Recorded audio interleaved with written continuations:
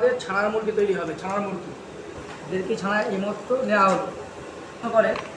ছানার মুরগির মধ্যে তোমরা ময়দা বেশি দাও, তো ময়দাটা দেখিয়ে দিচ্ছি, সবাই দেখবে কতটা পরিমাণ ময়দা দিলাম।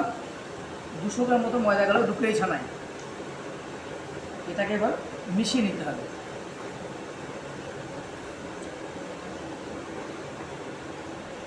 আমরা ছানা মুরগিটা এটা কীভাবে তৈরি হয়, কীভাবে আমরা বানাই সেটা আমরা দেখাবো।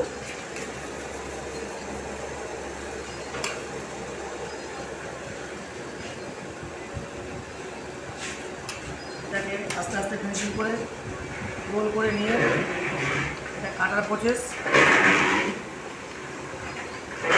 রস রেডি হচ্ছে।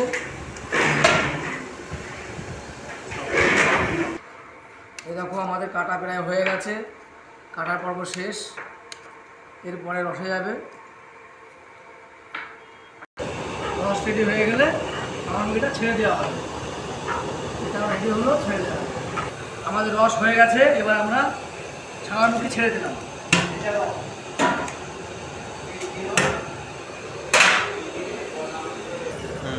মাল আমরা ছেড়ে দিয়েছি, এখন হওয়ার মধ্যে শুধু দেখবো, দেখা বাকি আছে। মাল রেডি হচ্ছে। আমাদের ছানা মুরগি হয়ে গেল, এবার আমরা নামানো পর্ব। নামিয়ে পুরোটাকে হয়ে গেছে, নামাচ্ছি। এটাকে এখন এখানে আধা ঘন্টা রাখা হবে, ঠান্ডা হবে, তারপর এটা শুকনো হবে, তারপর হলো ছানার মুরগি। এটাকে বলে ছানার মুরগি। আধা ঘন্টা এটা ঠান্ডা হওয়ার পরে এটাকে আমরা বিক্রি করার যোগ্য।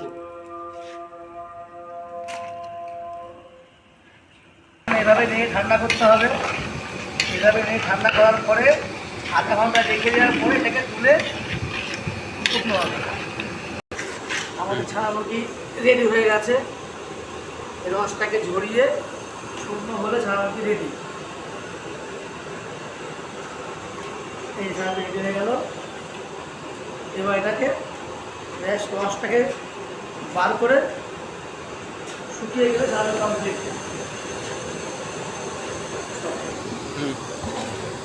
মুরগি আমাদের রেডি। ছানার মুরগি আমাদের কমপ্লিট হয়ে গেছে, পুরো একদম শুকিয়ে গেছে, দেখতে পাচ্ছেন। এবার এটাকে দোকানে নিয়ে শুধু বিক্রি করতে হবে, ব্যাস। সবাই আসবেন, খাওয়া দাওয়া করে যাবেন, খেয়ে যাবেন, ব্যাস।